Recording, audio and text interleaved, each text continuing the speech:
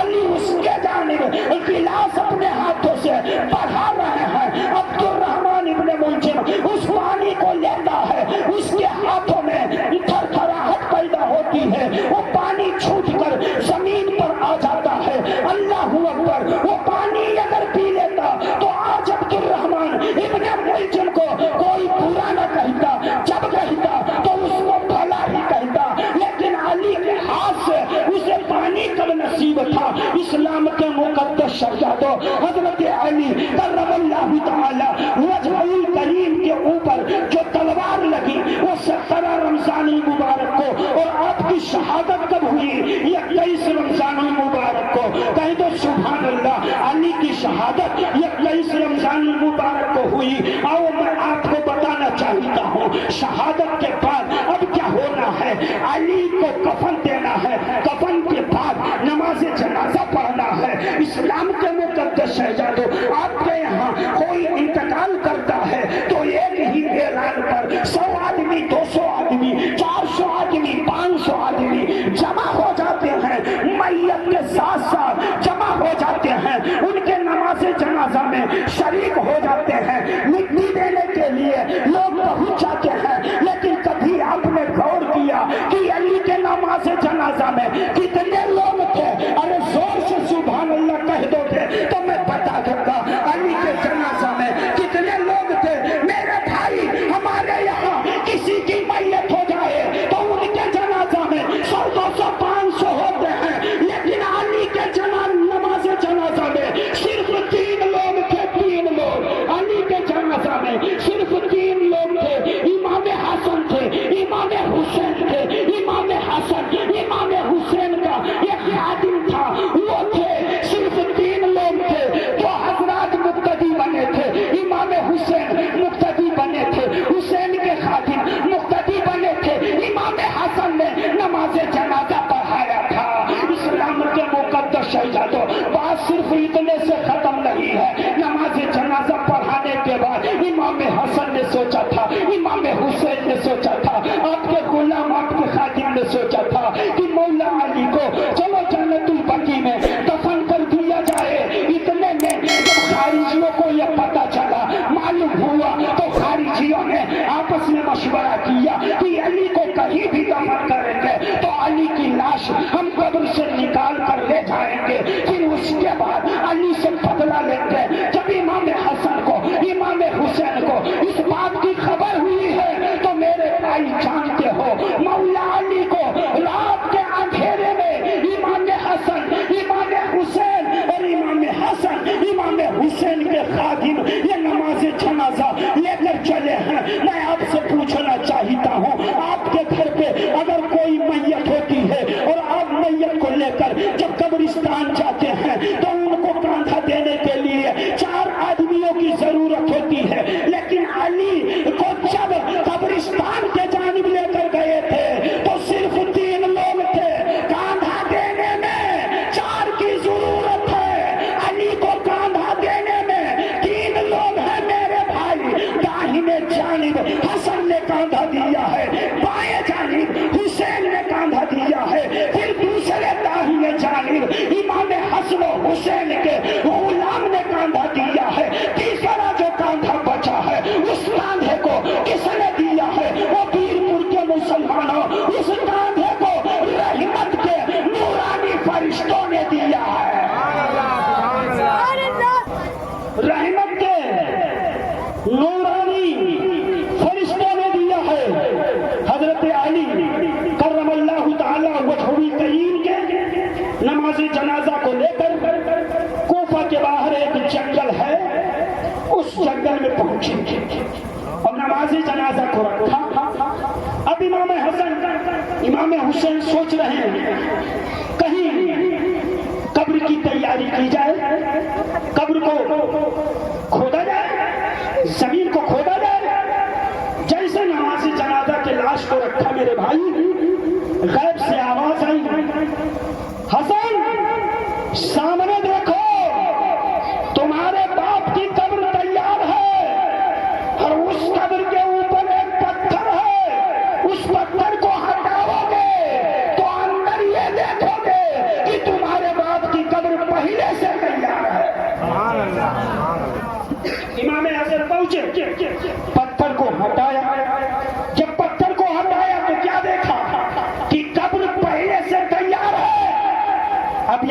سوال اٹھتا ہے کہ آخر قبر پہلے سے تیار، اس قبر کو کس نے تیار کیا، اس قبر کو کس نے کھودا؟ تو سنو، آپ نے ایک نام سنا ہوگا، طوفان نوح۔ طوفان نوح، نوح علیہ السلام۔ طوفان نوح کے بعد حضرت نوح علیہ السلام اس جنگل میں پہنچے تھے اور حضرت علی کے قبر کو حضرت نوح علیہ السلام نے تیار کیا تھا، اور جب قبر کو کھود رہے تھے، زمین کو کھود رہے تھے، تو حضرت خضر علیہ السلام پہنچے اور نوح علیہ السلام سے پوچھا، نوح یہ کیا کر رہے ہو، زمین کو کیوں کھود رہے ہو؟ نوح علیہ السلام نے جواب دیا، میں ایک قبر کھود رہا ہوں۔ کہا کس کی قبر کھود رہے ہو؟ کہا علی کی قبر کھود رہا ہوں۔ کہا کس لیے کھود رہے ہو؟ کہا کچھ ثواب کے غرض سے کھود رہے ہو۔ کہا کچھ ثواب کے غرض سے کھود رہا ہوں۔ حضرت خضر علیہ السلام نے پوچھا، یہ بتاؤ ثواب کے غرض سے تم علی کی قبر تیار کر رہے ہو، تو جس دن علی کا وصال ہوگا، جس دن علی کا انتقال ہوگا، اس دن کیا علی کے گھر میں کوئی ایسا نہیں ہوگا جو اپنے باپ کی قبر کو تیار کرے؟ تو حضرت نوح علیہ السلام نے جواب دیا کہ جس وقت علی کی شہادت ہوگی، علی کا وصال ہوگا، علی کا انتقال ہوگا، اس وقت علی کے خاندان میں کوئی ایسا افراد نہیں ہوگا جو علی کی قبر کو تیار کرے۔ اب اس قبر کے بارے میں یہ لکھا جاتا ہے کہ حضرت علی کرم اللہ تعالی وجہ الکریم کی شہادت سے 1000 برس پہلے حضرت نوح علیہ السلام نے علی کی قبر کو تیار کر دیا تھا۔ کہہ دو سبحان اللہ۔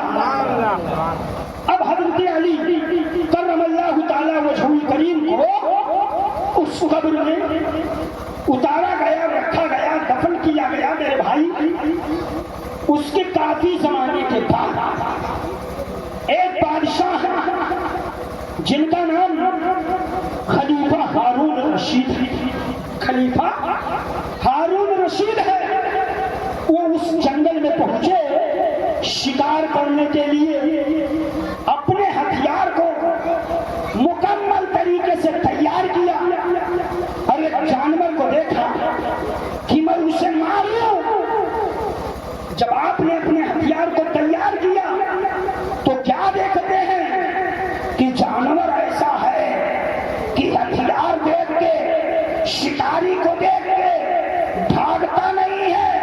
خلیفہ ہارون رشید چوک گئے، آخر معاملہ کیا ہے؟ تمام جنگلوں میں نے شکار کیا، شکاری کو شکار دیکھ کر بھاگ لیتا ہے، لیکن اس جنگل کا بڑا عجیب و غریب حال ہے۔ شکاری کو دیکھ کر شکار سامنے کھڑا ہے، دیکھ کر شکاری کا مقابلہ کر رہا ہے، نہیں بھاگ رہا ہے۔ خلیفہ ہارون رشید جب اس معاملہ کو دیکھتے ہیں، خلیفہ ہارون رشید گھوڑے پر سوار ہوتے ہیں، اپنے من میں یہ سوچتے ہیں کہ میں اس جنگل میں اب شکار نہیں کروں گا، دوسرے جنگل میں جا کر کے میں شکار کروں گا۔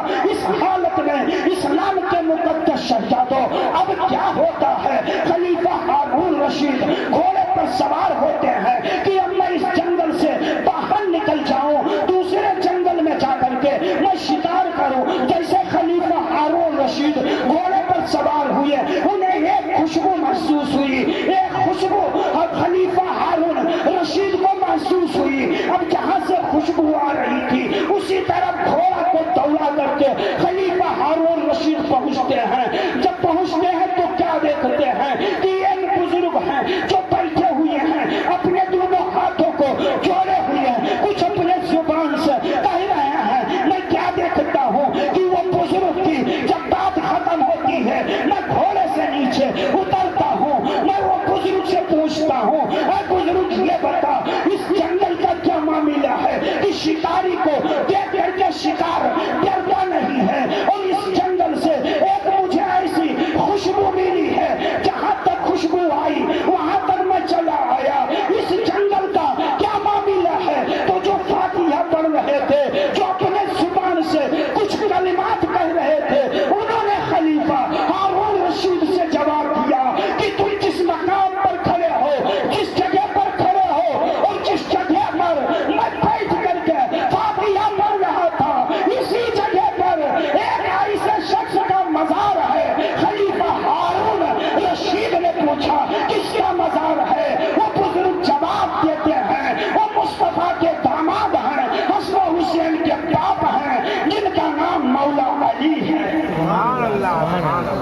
جن کا نام مولا علی ہے، خلیفہ ہارون رشید بڑے ادب و احترام کے ساتھ فرش خاک زمین پر بیٹھتے ہیں اور بڑے ادب و احترام سے فاتحہ پڑھتے ہیں. فاتحہ پڑھنے کے بعد چلے جاتے ہیں. کافی زمانے کے بعد ان کے دل کے اندر علی کے لیے محبت پیدا ہوئی اور خلیفہ ہارون رشید دوبارہ آئے اور حضرت علی کرم اللہ تعالی وجہہ الکریم کے مزار پر انوار کو مکمل بنا کے تیار کروا دیا. آج جس جگہ پر حضرت مولا علی کرم اللہ تعالی وجہہ الکریم کا مزار پر انوار ہے، اس سرزمین کا نام نجف اشرف ہے. اس سرزمین کا نام نجف اشرف ہے. تو حضرت علی کرم اللہ تعالی وجہہ الکریم کی وہ ذات برکات ہے میرے بھائی کہ حضرت علی کرم اللہ تعالی وجہہ الکریم کے پاس ایک ایسی تلوار تھی جس تلوار کا نام حیدر ذوالفقار تھا. اس تلوار کو علی کو کسی انسان نے نہیں دیا تھا، کسی شخص نے نہیں دیا تھا، بلکہ علی کو وہ تلوار اللہ رب العزت کے جانب سے عطا ہوئی تھی. میرے بھائی وہ تلوار ایسی تلوار تھی کہ اس کی وزنائی جب میں نے پڑھا تو پتہ یہ چلا کہ وہ علی جن کے پاس جو تلوار تھی اس کا نام حیدر ذوالفقار تھا، اس کی وزنائی 1 کنٹل 5 کلو تھی اور وہ تلوار جس دشمن کے اوپر پڑتی تھی اس کا خاتمہ ہو جاتا تھا. اسی لیے تو کسی شاعر نے کیا ہی خوب کہا تھا، علی کا گھر وہ گھر ہے کہ جس گھر کا ہر ایک بچہ جہاں پیدا ہوا شیر خدا معلوم ہوتا ہے. بغیر سرفروشی آدمی زندہ